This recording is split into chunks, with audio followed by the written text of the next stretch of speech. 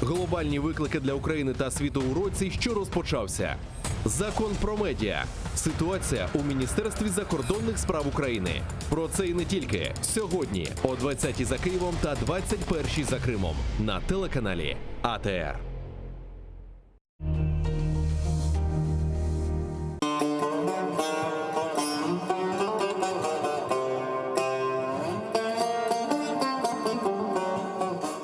Enfes, Qırım Tatar Qavesi.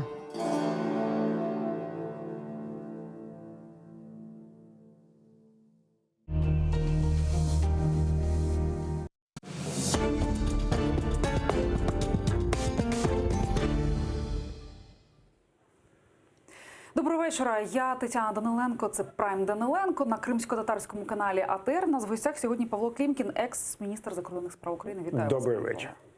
Отже, розпочнемо з, можливо, не найважливішого, але з найбільш актуального. Сьогодні парламент ухвалив заяву з приводу трагедії, яка сталася в небі над Тегераном 8 січня. Заява в таких розпливчатих формулюваннях, але чи потрібна вона вже сьогодні комусь? Думаю, що це насправді більше заява заради заяви. Я нікого не хочу в парламенті ображати. Я впевнений, що там є парламентарі, які хотіли зробити цю заяву. Я навіть знаю, що на комітеті в закордонних справах там якісь дискусії велися. Але тим не менше, ця заява в контексті розслідування принципової ролі не грає.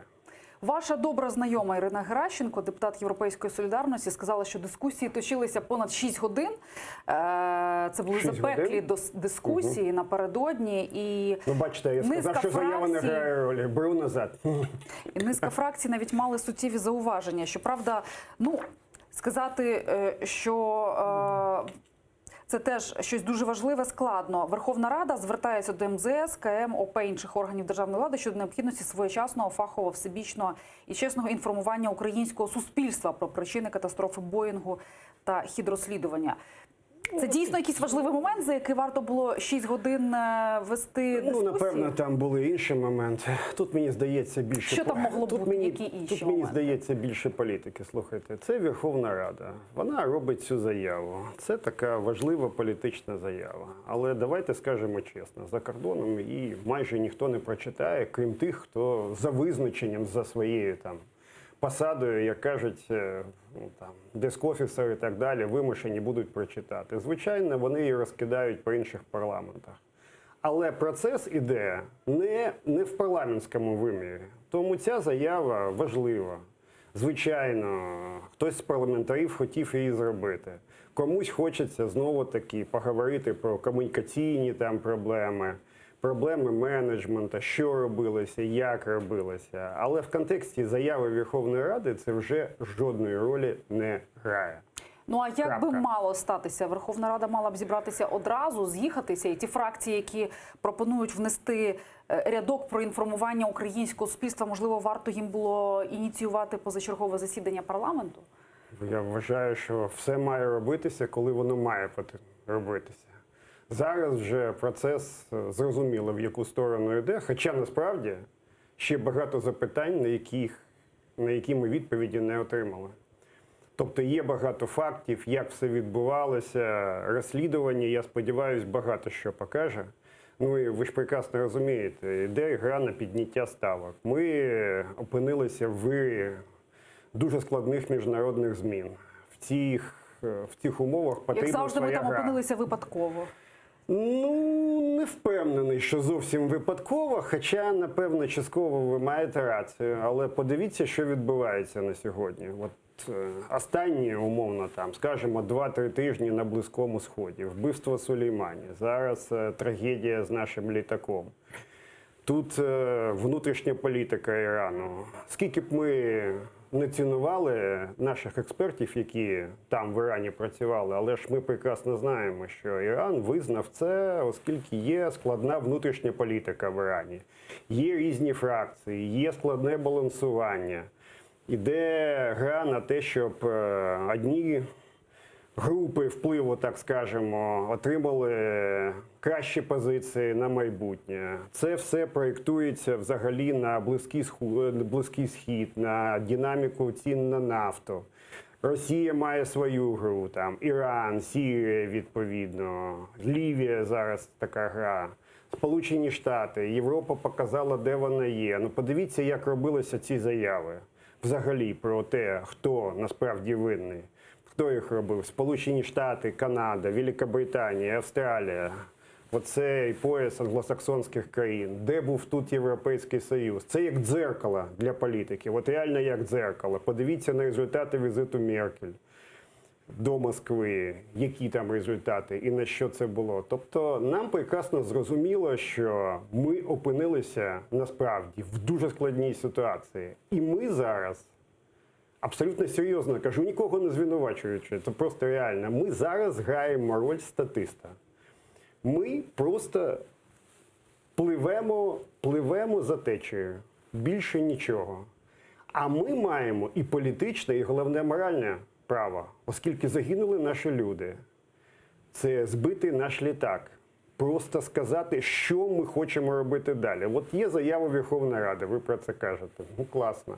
Але чи не можемо ми з нашим трагічним досвідом малазійського Боїнга, з цією кошмарною трагедією сказати, а тепер давайте переглянемо правила цивільної авіації, процедури оцінки ризиків, давайте зберемось, давайте ми це очолимо, давайте ми подивимось на інших міжнародних майданчиках. Багато що можна насправді зробити. Я просто не хочу зараз всім нагромаджувати різні А от ідеї. дивіться, якщо Але окреслити де? взагалі концептуальну рамку того, що сталося, окрім того, що це величезна людська трагедія, просто втрата для нас людей, національна яких трагедія, не і повернеш людська, і ніколи, національна. А як же? не повернеш і тих спеціалістів з тисячами годин досвіду, так, які вони налітали. Ну, це жахливо. Але от для того, щоб зрозуміти, що це з геополітичної точки зору. Це по суті, вистріл Ірану собі в ногу, окрім того, що це трагедія і для нас, і для них. Чи що це? Як це Давайте трактувати? почекаємо результатів розслідування. Ну, подивіться, дуже багато фактів. З'являються відео. Прекрасно зрозуміло, що за Ви територією до того, що Ірану... вони могли збити навмисне, ви підтримуєте цю? По-перше, от давайте, є політика, зараз поговоримо, але юридична площина. І я чітко кажу, що не потрібно з'їжджати на логіку, що це було випадково. Навіть іранські військові сказали, що вони просили закрити небо. Публічно сказали, це не було зроблено. Чи можемо ми вважати, що збиття нашого літака за цих умов суто юридично було помилково? Я вважаю, що ні. І я вважаю, що ми маємо займати чітку юридичну позицію, поки не отримуємо остаточного результату. Що це було в цих умовах навмисним, це перше. Друге, ми не знаємо, як це все відбувалося. От, яка людська помилка? Тобто, це ж все відпрацьовано. Яка людська помилка, в яких умовах, що як відбувалося? Ми хочемо отримати реальну картину. Для цього потрібно міжнародне неупереджене розслідування. І тільки після того, або насправді паралельно, ми маємо будувати свою юридичну позицію. Оскільки мова йде, людей не повернеш. Ви абсолютно правильно, Таня, сказала, людей не повернеш. Але компенсації – це юридична позиція. Компенсація компанії – це юридична позиція. Але якщо це навмисно, тоді це Іран, тоді це компенсація зовсім іншого характеру. І з політичної точки зору, і з юридичного. І відповідно, як це буде далі відбуватися, і має наша позиція юридична і політична будуватися. Тобто це дуже серйозна справа. І ми отримали в цій ситуації можливість, це може звучить цинічно, але тим не менше політика є політика, такої гри. Ми отримали можливість сказати, що у нас є політичне і головне моральне право зрозуміти, що відбулося, отримати всі компенсації, щоб були покарані винні, і грати роль в подальшому процесі і на Близькому Сході, і в перегляді правил для цивільної авіації. От це все має бути забезпечено. Добре, давайте тоді поговоримо про роль дипломатів от під час і після цієї трагедії. Давайте почнемо з малого, так, з посла, призначеного ще за вашої каденції в міністерстві в 2015 році. який спочатку виключив категорично версію про збиття літака. Він сказав, і більше того, навіть фактично нав'язував версію про несправність літака. Сьогодні секретар РНБО заявив про те, що ця версія була погоджена з владою. Заява пролунала спеціально для того, щоб там щось Україна налагодила свій діалог з Іраном. От як би ви прокоментували все це?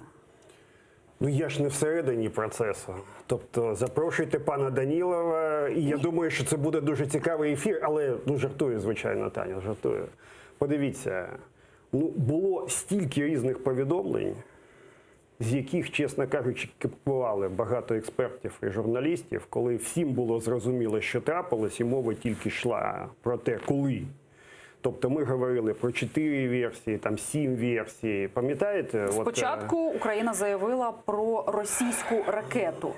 Потім вона заявила про помилку екіпажу і відкрила навіть кримінальне провадження за цією статтею. Було стільки заяв. Закликала не спекулювати. Хай розбором польоту займаються ті, хто має подивитися, як і що відбувалося. У мене є враження, що координації всередині реально не було. От на фоні всіх цих меседжей, тобто хтось говорив, який елемент координації. Звичайно, були емоції, ну шалені емоції, коли я наприклад, пам'ятаю, коли була збиття малазійського Боїнгу, там же ж ніхто не спав 3 дні. Тобто, звичайно, навіть не з кавою, з адреналіном, оскільки це шалена трагедія. Це теж, до речі, трапилося в сезон відпусток, правда, це кошмар. Я, наприклад, про це отримав інформацію, коли ми були на РНБО. І от після того ми одразу, я не знаю, тобто це от був шалений такий сплеск того, що потрібно зробити дуже багато речей від того, щоб просто допомогти, скомунікувати. Це була шалена кількість розмов. Але тут я не знаю, запитуйте представників влади, деякі речі для мене. От я спокійно ставлюсь до комунікаційних проколів. Звичайно, вони будуть. Від помилок ніхто не гарантований. Але у мене, наприклад, я не розумію, це на голову не налазить. Хто порадив Володимиру Зеленському після того, як Трюдо, як Джонсон зробили заяви, що у нас є інформація, ми знаємо про це, вийти і публічно запитувати цю інформацію, показавши, що у нас її не було в реальному часі. Тобто він хтось йому це порадив, це ж підстава. Хто приймав це рішення? Тобто я не кажу, що це свідома підстава, але реально підставили весь цей процес. Потім ці зустрічі з представниками посольств. А що, не можна було під час зустрічі, якоїсь зустрічі, телефонної розмови з Трюдо і з Джонсоном сказати: Джастін, дай мені цю інформацію, там перейшли. Це ж так воно і робиться між главами держав. Ви припускаєте, що йшли якісь неформальні домовленості з Іраном, чи як? Я думаю, що навряд чи були якісь неформальні домовленості, контакти, хто на кого зважав, хто хотів когось не дратувати. Це, можливо, хотіли не дратувати Росію. Можливо, були неофіційні контакти з Росією, я це допускаю. Я про це не знаю, але я це допускаю. Давайте помоделюємо, от як це могло відбуватися? Путін позвонив, каже, ти не лізь в цю справу, тут невідомо, що сталося. Американці спровокували? Як це могло бути? Не обов'язково Путін. Чому? Це міг хтось з оточення позвонити, з кимось з оточення Зеленського. Хто завгодно. Це могли бути хто завгодно з оточення Путіна. Тобто це закрита комунікація. Це могли б бути якісь контакти, один контакт, декілька контактів. Ці ж контакти, напевно, відбувалися. Ми про це не знаємо. Хтось зважав, але що ми бачимо? Всі ключові наші партнери, канадійці, британці, австралійці, Трамп, звичайно. Тобто, що вони робили? Вони грали в свою гру. Вони грали в свою ігру за домовленістю, оскільки Трюдо поговорив з Трампом. Ми знаємо про цей дзвінок. Це все було скоординовано. Ми знаємо, як воно координується між Штатами і Канадою. Багато років це бачили. Ми знаємо, як координуються Ради національної безпеки, Міністерство оборони, Міністерство закордонних справ. Але вони почали грати в цю гру самі. Таким чином вони показали, що це ігра. Це, по-перше, виставивши нас статистами. І хтось потім вирішив, не знаю чому, показати, що у нас цієї інформації нема. що ми не граємо з ними в цю партнерську гру. Для чого це було зроблено, я не знаю. А всі інші, от хтось каже, комунікаційні проблеми, проколи, менеджмент, що там робилося чи не робилося, це потрібно мати всю інформацію, щоб побудувати тактику.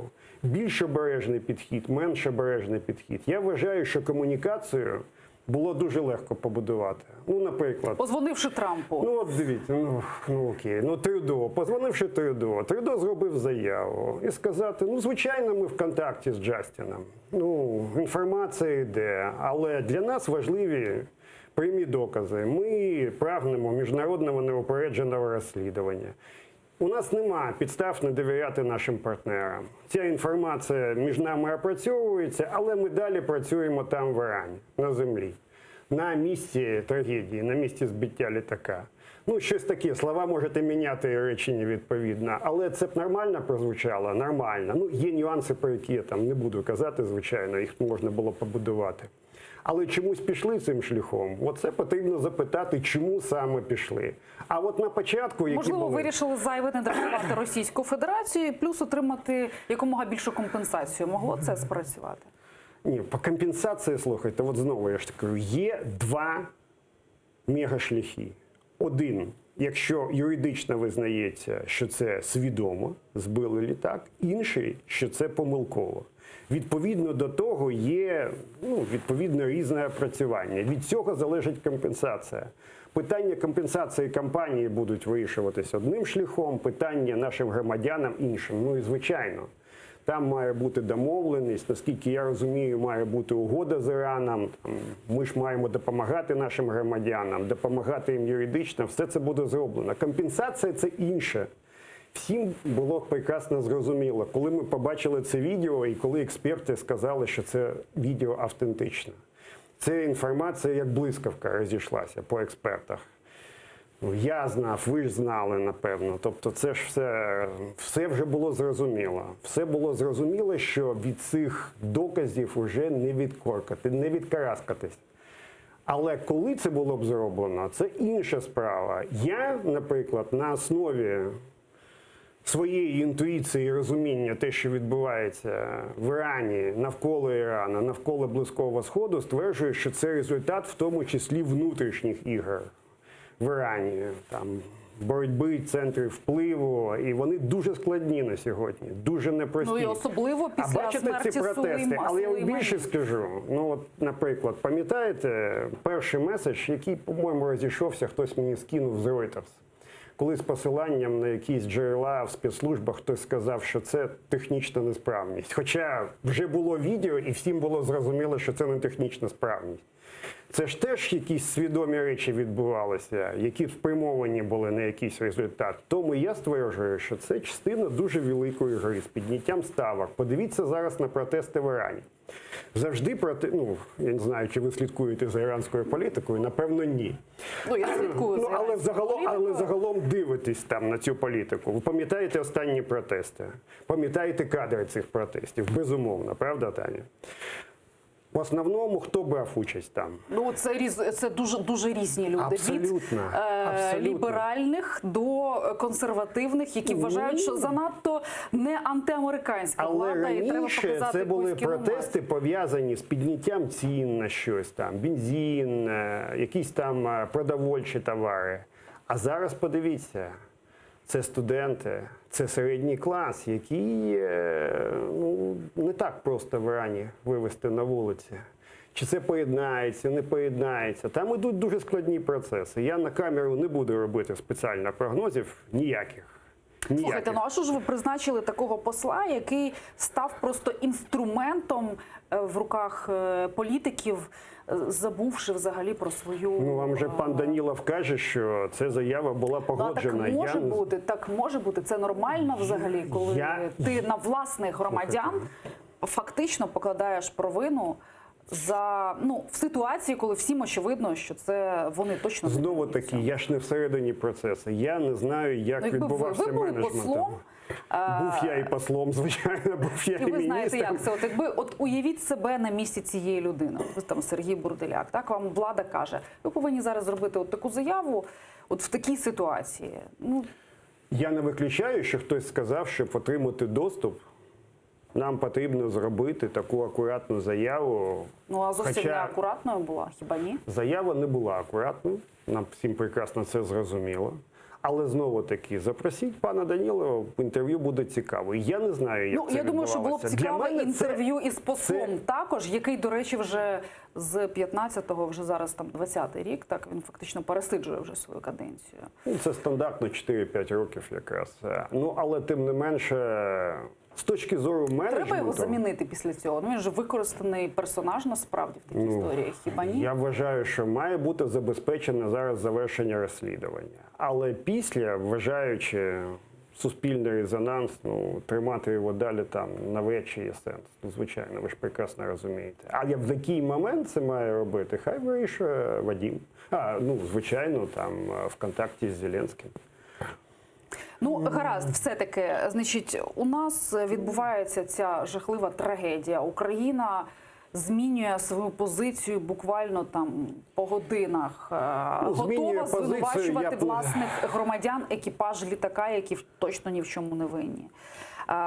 І от сьогодні з'являється шквал коментарів Данилова, Єрмака, які одразу все коментують, що Зеленський, виявляється, все знав, посол робив заяву за узгодженням навмисне і так далі. Що це, гасять пожежу сьогодні? От цей шквал заяв, який сьогодні з'явився. звичайно. Тобто я вважаю, що це вже комунікація. Це така комунікація, Тобто це і бажання... рішення парламенту, і оці всі заяви, це все Я вважаю, гасіння що, комунікаційних звичайно, пожеж. я вважаю, що це комунікація. Як воно відбувалося, ніхто ніколи не розкаже. Ну, зовсім неофіційно, звичайно, так, але на камеру, напевно, ні. Ми Чому? розуміємо, що були проблеми і в менеджменті, і в комунікації. От я вам один приклад навів. Я досі не розумію, хто порадив Зеленському піти в цю публічну історію і просити інформацію, яку нам не дали, показавши, що ми не в грі. Ну, можна ж було цього не робити. Тобто, реально з пустого місця створили іміджеву проблему. Для чого це робили? Мені абсолютно не зрозуміло. Я насправді, не виправдовуючи, не звинувачуючи, можу зрозуміти стан Зеленського. Це дуже емоційний стан. Тобто команда має радити в такій ситуації. Вона має казати, от є такі опції, ми розуміємо плюси і мінуси таких опцій, а тепер приймаємо рішення. Як це відбувалося, я знову-таки не знаю. Ну, але ж пан Пристайко, глава МЗС, він працював і за вас також на високих дуже посадах. А він був, ну, далеко не останньою людиною в посольстві, в міністерстві. В посольстві працював. І в Посольстві. Канаді, до речі, працював він послом, як ви знаєте. А чому все-таки його роль була настільки непомітною в цій трагедії? Знову-таки. Він що? Він був, Таня, з вашої питання- точки зору, професійно Питання готовий не до до таких мене. викликів? Я вважаю, що він багато років працює в МЗС. Він професіонал. Але в результаті, ну ви ж бачите, скільки різних абсолютно заяв, які суперечать один одній. Хто в результаті був тим останнім на кожному етапі? Це могло б бути там РНБО, це могло б бути Офіс президента, МЗС. Хто ще? Ну, тобто, ви ж бачили, навіть на нараді у Зеленського там було дуже багато людей. Був штаб. Хто радив? Я цього сказати не можу. Чому це саме так відбувалося з точки зору менеджменту і комунікації? І знову-таки, є речі, від яких ви не застраховані в умовах емоцій. Ви ж працюєте в умовах нестачі інформації на суміші вашого аналітичного уявлення і інтуїції. Але, знову-таки, деякі речі я можу пояснити з точки зору комунікаційних оцих там версій, там, ну, тим не менше, це теж там слугує для, там, кіпкують там, і іноземні експерти, і журналісти, але сумно, але тим не менше. Але певні речі, от те, що я вам сказав, я не можу пояснити, тому запитайте або в пана Данілова, або пана Єрмака. Може, Дався вам відповідь той отримаєте. пан Данилов. А ну так він же ж казав про версії, оці відомі 4+3 версії. І, до речі, тоді ж мені там зателефонували декілька кореспондентів, по-моєму, New York Times, потім BBC, потім Хтось це був. По-моєму, хтось з Фігаро одразу і кажуть, ну от все ж нам, от же ж відео є. А для чого зараз казати про версії і перераховувати версії? Ну, сказав би, що ми опрацьовуємо всі версії. Ну, але тим не менше, можливо, це підхід. Ну, пам'ятаєте, от, що було з Донбасом? Коли спочатку було 5 версій там, реінтеграції Донбаса, потім за тиждень стала одна версія. Тому Це такі пробні кулі, які закидаються в суспільство, і там як вже зреагують. можливо, але для чого казати 4+3 на цьому фоні, я чесно не знаю. Ну, було прийнято таке рішення. Ну, Пристайко зреагував адекватно взагалі, він так і мав робити. І ті опції, які він запропонував. А я ж не знаю, які він опції пропонував. Знову таки, я ж не всередині процесу. Я бачу, що була координація. З цією координацією були проблеми і з комунікаційною координацією. Я б от, що б я зробив в цій ситуації, знову таки, не копаючись в якихось нюансах, я б на місці Зеленського провів розбор польотів. Я навіть написав це. От не публічний. Опозиція там буде вимагати там заради якихось там політичних, так, подивіться. Я б сам провів розбор польотів. І це було дуже корисно на майбутнє. І просто розібрав, ну, не знаю, там витратив годинку-півтори і розібрав би кроки, і що вони принесли. Це на майбутнє буде супер корисно. Це моя абсолютно безкоштовна порада. Якщо вона комусь потрібна, звичайно.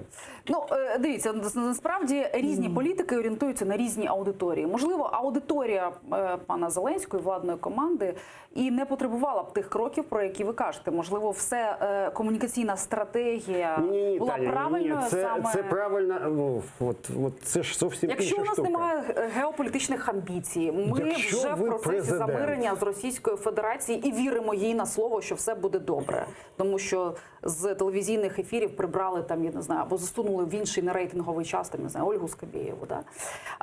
І всерйоз, незважаючи на щоденні смерті на фронті, ми віримо в те, що в нас процес потепління відлиги з Російської Федерації. Ми не хочемо її дратувати. Хто Нам вірить? байдуже. Я не вірю. Ви не вірите, а Зеленський вірить, наприклад. Припустімо таку ситуацію. То ми розуміємо, що цей захід, він нам, ну що він нам там, ну... Але ж, от уявіть собі, ви президент України. Ну вам же не байдуже, що про вас думають ключові західні політики, ключові західні журналісти і, відповідно, ключові західні експерти. Ну, але і не байдуже, що думає український народ. А українському народу в розпал свят, можливо, і не треба зайва інформація про Боїнг, зважаючи на те, що моя хата з краю, тут олів'є, ялинка, кому це все треба, давайте не нагнітати, нащо сваритися з Росією, ну і так далі. Така логіка може мати місце? Думаю, що теоретично може, але вона позбавлена сенсу, оскільки реально, подивіться, лідери громадської думки, основні медіа, вони дуже сильно розкручують з точки зору аналізу все, що відбувалося. Можна це було зробити і дуже просто, як на мене, іншим чином. Але не зробили. В чому причина? Я знову таки, для мене, якщо хочете запитати мою точку зору, це причини координації якихось особистих відносин всередині команди. Можливість для окремих членів команди впливати на прийняття спільних рішень, виходити з своєю думкою, реально переконувати, що це важливо. От я вважаю, що ці чинники насправді зіграли роль. Те, що я чую з різних сторін. Але що реально відбувалося, я не знаю, тому я не хочу Давайте порівняємо з MH17. Тоді роль, звичайно, тоді геополітичний розклад довкола цієї теми був зовсім іншим. Роль України була іншою, ну, скажімо так, не кращою. Але все-таки історія зовсім інша. Але трагедії, збиття літака. Хто збив, з перших хвилин більш-менш очевидно. Хоча і довести це потрібно ще в суді. Так? От пригадуєте, як, що от президент, хто був головний в міжнародних комунікаціях? Президент, ви, посольства тут не грали роль, так? Але все-таки дипломати, комунікації з західними лідерами і так далі. Це все мало якесь значення? Чи президент визначив генеральну лінію, одразу зробив заяву про те, що це теракт, Росія терорист і так далі? Тоді була дуже тісна комунікація. Тоді була дуже тісна комунікація з світовими лідерами. Була, звичайно, у Порошенка, була у мене з багатьма міністрами закордонних справ. Тобто це відбувалося в режимі реального часу. Я абсолютно серйозно це кажу. Одночасно ми з Володією Гройсманом, він відповідав за внутрішній менеджмент, а я за зовнішній менеджмент координувалися. Одночасно це був Турчинов. Тобто була дуже тісна координація навіть на особистому рівні. Тобто з постійним обміном інформації, з постійною От ви координацією. кажете, що нинішнє МЗС практично виключене з процесу ухвалення рішень. Ну, так а воно і є. тодішнє МЗС було включене в процес Звичайно. прийняття Ну, рішення. звичайно. Казали, що Порошенко там вважає своїм найкращим міністром закордонних справ, керує фактично міністерством, розказує вам, як правильно і як неправильно, що робити, Ні, кому слухайте, дзвонити. тоді у кожного була своя роль. Але це була не просто війна. Це була та війна, яка була в 2014 році. І тоді казати, хто, що, тобто це все відбувалося зовсім на іншому емоційному фоні. От зараз це насправді дуже складно уявити, як себе відчували люди тоді. От реально в липні, там, в червні, от взагалі в 2014-му, в 2015 році. І там ніхто не думав, хто, що, хто координує. Тобто була така командна гра. Там теж були моменти якісь, як побудувати цю координацію. Але це було цілодобово. От перші 3 доби, я серйозно абсолютно кажу, це було цілодобово. От просто цілодобово. Я пам'ятаю, по-моєму, на 4-ту добу я там щось десь поспав в міністерстві, але навіть не хотілося, навіть не кава, просто було зовсім інше. Там було стільки дзвінків, я, по-моєму, на другий день якимось чаєм, невідомо, з якимось медом рятувався, оскільки після всіх годин розмов горло почало відмовляти. Там це було зовсім по-іншому, це не можна порівнювати. І це політична ситуація зовсім інша. Цей літак був збитий над нашою територією Росією безпосередньо. Тобто всім це було одразу зрозуміло. Коли рішення приймалось про передачу Нідерландам політично, юридично, морально, лідерства, але будувалася міжнародна група. Тобто там було дуже багато рішень, які реально Давайте стали я словами прецедентними. виборця Володимира Зеленського у вас запитаю, що це вам дало? Росія не визнала своєї причетності, своєї провини, звинувачує Україну, активно над цим працює на різних міжнародних майданчиках, в різних медіа. Активно цю версію буквально вкладає в уми Заходу, причому пересічних людей, розповідаючи, що Україна повинна була заборонити польоти над цією територією, і так далі, і так далі. Так, що Україна сама збивала. І різні такі речі. Ні, дивіться, на Заході суди все ще попереду. Суд тільки розпочинається в березні 2020 року. Наступне слухання там в 2021 році. Це все на роки.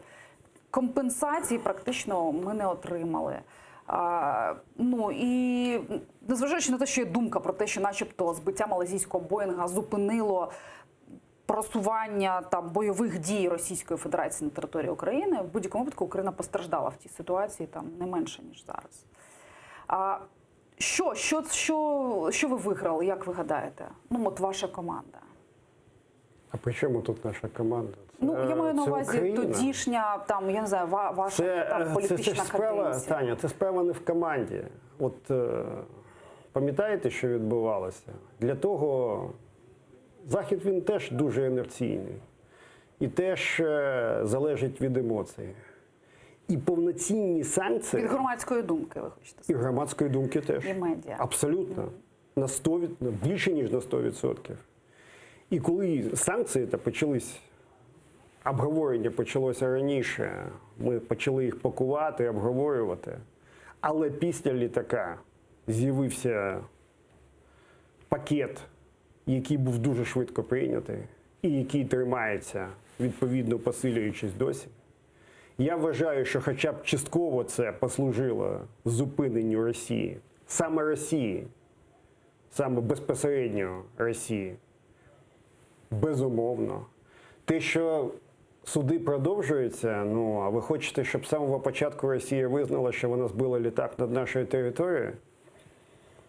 Але дурних на Заході теж нема. Стільки вже версій Росії там, вже був і український винищувач. Український винищувач, тільки якого не там було. бачили, Що тільки не було. сфотографували. А потім там якась ракета, потім що ще, потім що ще, потім вони там давали. Потім Україна давали. все одно винна, бо це на її території. Україна ж не відмовляється. від Ну, Донбасу. Росія що вам скаже? Ну, але тим не менше подивіться на висновки групи, подивіться на висновки голландської прокуратури, подивіться на реакцію. Ну, є, звичайно, там, звемо його, фактор Цемаха, якого віддали. Але це все політичні і моральні рішення. Але тим не менше, всі юридичні рішення, які розроблені і прийняті міжнародною групою і голландською прокуратурою, вони говорять про те, що це була Росія. І зараз суди будуть, оскільки суди будуть на території Нідерландів. Це буде працювати Але спеціальний суд в Гаазі, він же не може прийняти рішення, що Росія як держава винна в цьому. Він буде проти конкретні, там, я не знаю, від Гіркіна Стрілкова до конкретного оператора. Це дві паралельні речі. Одна справа – покарати тих, хто це зробив, безпосередньо Безпосередній зробив і виконавець. віддавав накази. Це одна справа. І друга справа – довести вину і отримати компенсацію від Росії як держави. Друге робиться в Міжнародному суді ООН. І це якраз частина нашого позову про заборону фінансування тероризму. Тобто це дві різні речі. І коли ми розмовляли, от так сідали міністри закордонних справ цієї спільної групи, ми завжди казали, що от це справа, яка робиться нами от тут, а це справа, в якій ми теж співпрацюємо, стосується визнання відповідальності Росії. І це має відбуватися паралельно. Це, слухайте, це не може відбутися з сьогодні на завтра. От мене багато хто питав, коли ці позови робилися. От кажуть, Павло, ну от ви робите там класну справу, ніхто. Але чому так довго? От там 2 роки, там 3 роки. Ну от так працюють міжнародні суди. Але Вони- от, дозвольте уточнити, Україна не вимагає визнати Росію терористом за збиття літака чи терористичною державою. Тобто у нас немає такого в позовних вимогах, що це акт тероризму. Чи є? Я, можливо, помиляюсь. Ну, подивіться, ну це ж конвенція про заборону фінансування тероризму. Це в позові загальному проти Це, Російської ну, звичайно, Федерації. це взагалі збиття літака – це частина цього позову. Це комплексний позов. Так само, як комплексний позов, ну, але це стосовно Криму про заборону расової дискримінації. І так само комплексний позов, але це не міжнародний суд, це відповідно трибунал з морського права, який стосується порушення наших прав по Чорному морю, по Азовському і відповідно по Керченській протоці. Всі ці позови, вони комплексні. Ну, можна нескінченно там говорити, які елементи цих позовів. Ну, по-моєму, вже Лана Зеркаль там багато це розповідала. Ну, але тим не менше, ми з команди міжнародних юристів, і ми абсолютно серйозно вважаємо, що ми зібрали, це були, ну, потім колись варто це розказати, ну, напевно, найкраща команда, оскільки це робилося перший раз взагалі в історії міжнародного права. Ми визначили всі, скажімо так, всі виміри, де можна дістати Росію юридично. Тобто всі абсолютно, тобто розглядалися будь-які елементи. І бачите, нам казали, ви не виграєте юрисдикцію, ви не виграєте юрисдикцію, це перший раз, суд Я відіб'є. пам'ятаю, що казали, дехто висловлював здивування з приводу того, що Україна оскаржує, ще судиться не за те, що в неї просто відібрали Крим, а судиться в рамках Конвенції про заборону расової дискримінації щодо кримських татар. Оце я багато разів. О, знаєте, мене часто там питають на вулиці, там десь там кудись ідеш, кажуть, Павло, а от чому мене так? А з чим ви підете? В який суд? Вам потрібно довести відповідно агресію. Агресія, статут ООН пам'ятаємо. Статут ООН куди нас відсилає? В Раду безпеки ООН. Така система, яка насправді сьогодні не працює, а там сидить Росія. Тому нам же потрібно факт агресії визнати і тоді з ним кудись іти. З чим ми підемо? В які міжнародні структури? От за цими конвенціями Росія визнала свою юрисдикцію. І це ми доказали в конкретних випадках. Так влаштовано міжнародне право. Це Міжнародне все-таки право. був компроміс певний, так? От саме чому? що ми судимося саме за цими конвенціями. Це все те, Чи це що ми єдино можемо можливо? використати. Всі ті юридичні можливості, от в принципі, які тільки є. Є, звичайно, компенсація нашим компаніям по двостороннім інвестиційним договорам. Те, що зараз відбувається, те, що ви маєте можливість відслідковувати. Але інших юридичних можливостей, реальних юридичних, їх немає. І це ж висновок там ні ваш, ні мій, Такого ні суду юристів. просто немає, до якого можна Абсолютно звернутися немає з приводу можливостей анексії. юридичних, де ми скажемо, а тепер дістаньте Росію і скажіть так. От коли мені кажуть, давайте зробимо глобальну претензію по російській агресії. Корисна справа. Але от з цією претензією ви потім куди підете? От реально те, що робиться, це великими блоками, великими вимірами, там, де ми можемо це робити і маємо це робити, ми це робимо. Ви зараз бачите, ну скажімо, ознаки якоїсь розрядки, яка може відбутися між Україною і Росією? І як прогнозуєте, чи не стануть ці всі позови такою розмінною монетою, як вже в ситуації з Нафтогазом і Газпромом? Я став цього не міжнародний виключаю. арбітраж? Я не виключаю.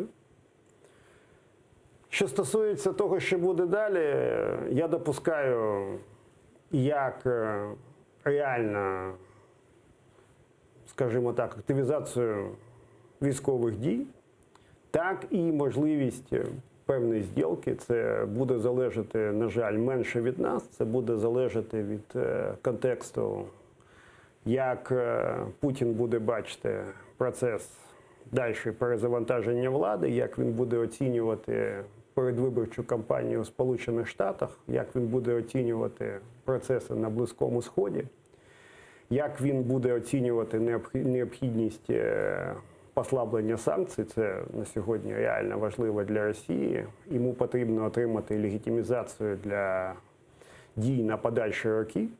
Це м'який або не зовсім м'який варіант дій стосовно Білорусі.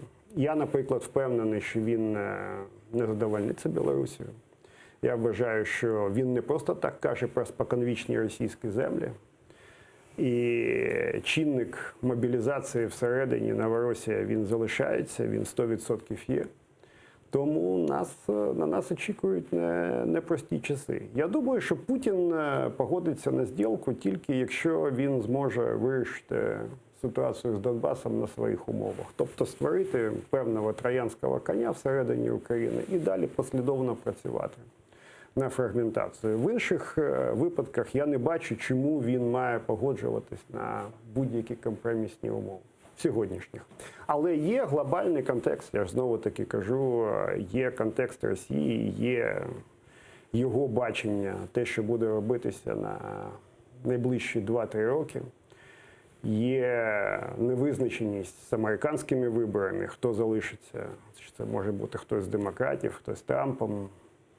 І є ще багато речей дуже серйозних. Ну, наприклад, ціни на енергоносії, від яких залежить російська економіка. Подивіться, що відбувається в російських регіонах на сьогодні. От приблизно на основі розуміння цієї ситуації, плюс те, що називається інтуїцією, або іншими словами, будуть прийматися рішення. Ну, а що там зараз, от ви як досвідчений міжнародник, там послаблення влади відбувається, її розбалансування, і Послаблення де розкладання влади? в Російській Федерації? Я не бачу там послаблення влади на сьогодні. Ставлення до влади – так. Рейтинги – так. Ну, рейтинги просіли. Але в Росії рейтинги – це не те, що рейтинги у нас, або, наприклад, в Європі. Система там, вона визначається реально військовим компонентом і спецслужбами. Ця система повністю вертикальна. Вона дуже добре контролюється. І коли мені кажуть, що сьогодні на завтра щось таке відбудеться, ну, умовно, там, перезавантаження, до цього потрібно ставитись спокійно. І взагалі Росію і Путіна не потрібно недооцінювати. От це те, чого б я 100% би не робив. Ну, гаразд, давайте от про нинішню команду зовнішньополітичну в Україні. Для справедливості варто зауважити, що і за вашої каденції такі от серйозні трабли, які пробивали там українську, ну не назвати броню, але взагалі всю цю там от міжнародну систему міжнародної комунікації, скажімо, підтримка на президентських виборах в Сполучених Штатах одного з кандидатів, який не переміг, так, або ще якісь там подібні речі. Почекайте, Все це відбувалося. хто кого підтримував? Україна. Я нікого не Україна. підтримував. Я навпаки і публічно, і не публічно завжди казав, що, по-перше, ми за визначенням не маємо втручатися в внутрішньополітичну боротьбу, а по-друге, і вам можуть сказати це багато експертів, з якими я розмовляв, я вважав якраз шансами 50 на 50. Тобто можете запитати, втручання, ну яке втручання? Посол так не вважав. Посол вважав, що скоріш за все переможе все-таки не Трамп. Ну, і було багато людей, які вважали, в тому числі в Україні, що Президент, шанси Хіларі глава МВС. набагато більше. Насправді були різні моделі. У нас же в МЗС є своя модель відслідковування ситуації. Причому і по окремих штатах, і в цілому, і свої зв'язки. Ми виходили з того, що важко сказати, яким буде результат. Я знаю людей, я абсолютно серйозно кажу, тут серед політиків в Україні, які вважали, що у Хіларі шанси набагато більше. Ну, таких людей була абсолютно весь український істеблішмент. Давайте ні. Таких, які вважали, що може відбутися також обрання Трампа, було, ну, може, не так багато, але насправді чимало. Тобто інтуїція теж в таких випадках насправді у когось працює. Я ж от історія, яку люблять зараз згадувати мої британські друзі перед референдумом відомим. Ми побилися з моїм дуже старовинним другом, я колись працював в Лондоні, я вважав, що, на жаль, буде Брексит, хоча я його не підтримую. Я просто так вважаю, з моєго розуміння. А він сказав, що що ти там, звичайно, це людина, яка була там, колись там працювала, також з консерваторами, знає дуже добре Камерона і так далі. Він каже, да ні, ми виграємо плюс 5, плюс 7%. І в результаті я з великим сумом виграв пляшку віскі, але тим не менше, яку ми всі потім і випили. Тому я не і знову таки втручання України. Подивіться на сьогоднішні новини, коли російські хакери, наприклад, там зламують сайт 95-го кварталу. 95-го кварталу я взагалі не сумніваюся, що вони там лазили по чому тільки можна, оскільки для них ця інформація критична з точки зору можливого там потенційного впливу на Зеленського, Щоб на всю команду. на гачок чи списати? Будь-яка інформація, слухайте, у них же менталітет спецслужб. Звичайно, вони лазають по всіх можливих сайтах. Так само, як якщо вони шукали компромат там на Байдена, звичайно, вони лазили там по серверах Бурізми. Це ж не є новина, яка, знаєте, як блискавка впадає. От хто реально там втручається в якісь серйозні речі. Якщо ви вважаєте, що у України є якась така мега-можливість впливати на вибори в Сполучених Штатах, це, звичайно, тішить, напевно, український менталітет, але тим не менше... Ні, вона не може впливати, але вона може заявити свою позицію, яка потім може їй нашкодити. Мені здається, що відбулося в цій ситуації. А хто реально так. заявляв свою позицію? Під час виборів. Я не пам'ятаю публічних заяв якоїсь позиції. Навіть якщо ви там згадуєте колишнього посла Валерія Чалая, він же ходив на з'їзди там всіх партій. Але йому було складно налагодити діалог, він це визнавав з республіканським штабом. І було складніше, оскільки просто, як я розумію, коло знайомств було дещо інше. Республіканська партія, вона там перезавантажувалась, команда під Трампа була абсолютно нова. Звичайно, коли ви там спілкуєтесь з кимось там декілька років і з кимось спілкуєтесь 2 тижні, рівень відносин, рівень довіри в першу чергу персональний, він інший. Але тим не менше, так працюють всі дипломати. Я колись був посол, там ходив по всіх чесно з'їздах, я там починав колись там своїх зелених друзів, яких називаю. Це не зовсім «Слуга народу», це зелені в Німеччині. Потім працював там з християнськими. І з всіма у мене є якісь дружні відносини, але це налагоджується роками. Налагодити відносини за пару тижнів, довірливі відносини, це дуже складно.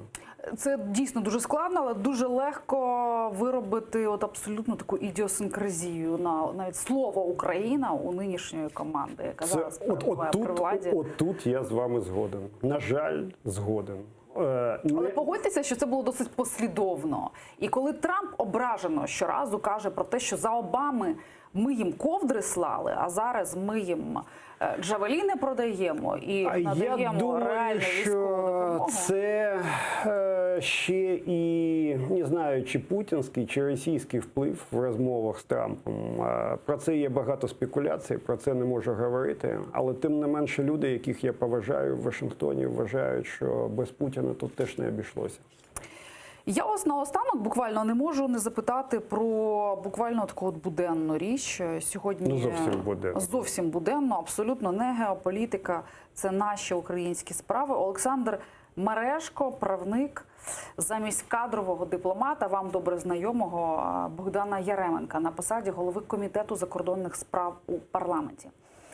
Це що? Це посилення Комітету закордонних справ, послаблення. Це свіжий погляд на дипломатію, його зараз демонструє, наприклад, в Офісі президента, там не кадровий дипломат Андрій Єрмак, так? Чи це там навпаки чергові, некомпетентні якісь люди прийдуть, будуть руйнувати все, що було збудовано до них? От як ви це можете оцінити? Ну, пам'ятаєте, колись така відома людина сказала, що парламент – це не місце для дискусій. Це в іншій країні, в іншій. Ми не будемо це згадувати. Ну, я вважаю, що на сьогодні, на жаль, парламент – це не місце для зовнішньої політики. Вона робиться в команді президента Зеленського. Тому, насправді, хто буде формально очолювати комітет, це важливо, але точно не критично. Богдана я, звичайно, знаю. Я працював з ним в Великій Британії в один час. Але ми знаходимося насправді в непростій ситуації, тобто голова комітету, від нього очікують, що він щось буде коментувати, щось говорити. І будуть дослуховуватись до кожного слова.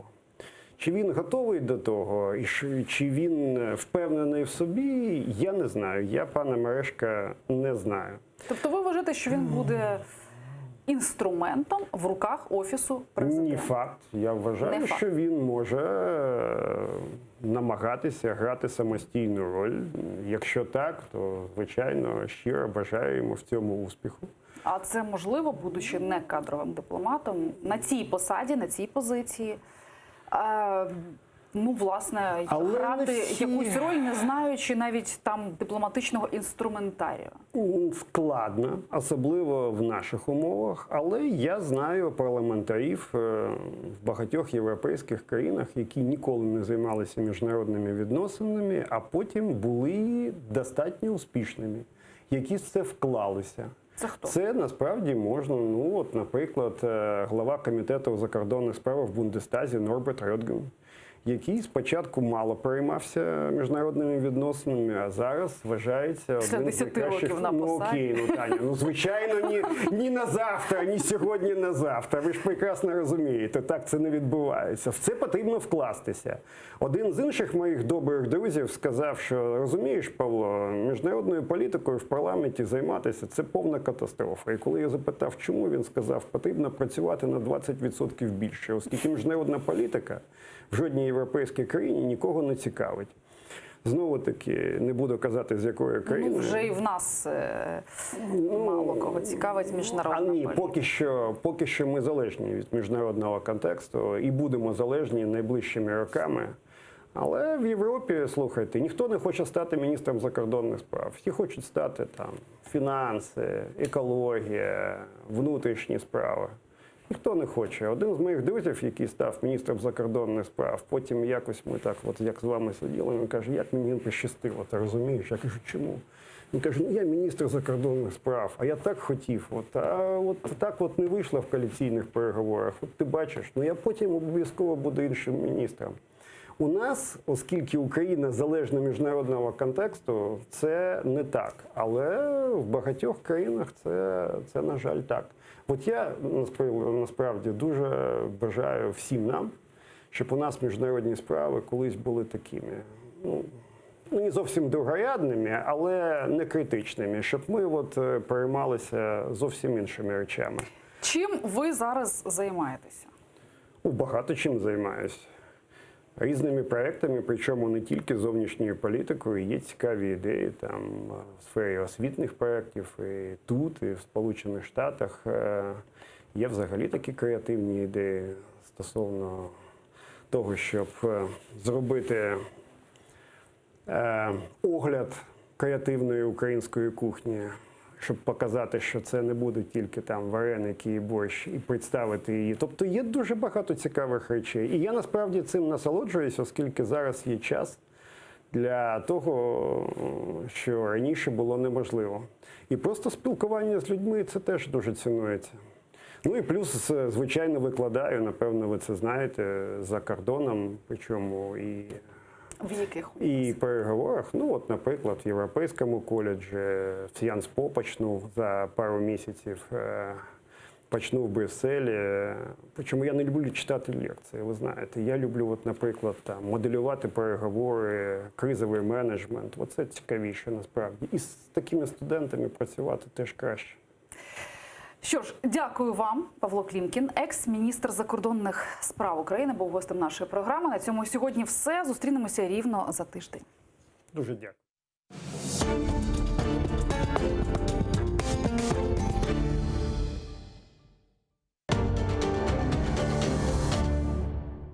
Жизнь одна, и ты ее должен прожить так, чтобы не было мучительно больно за бесцельно прожитые годы. Война самая отчаянная не с далекими странами, а с соседями. Слушай, Путин, а ты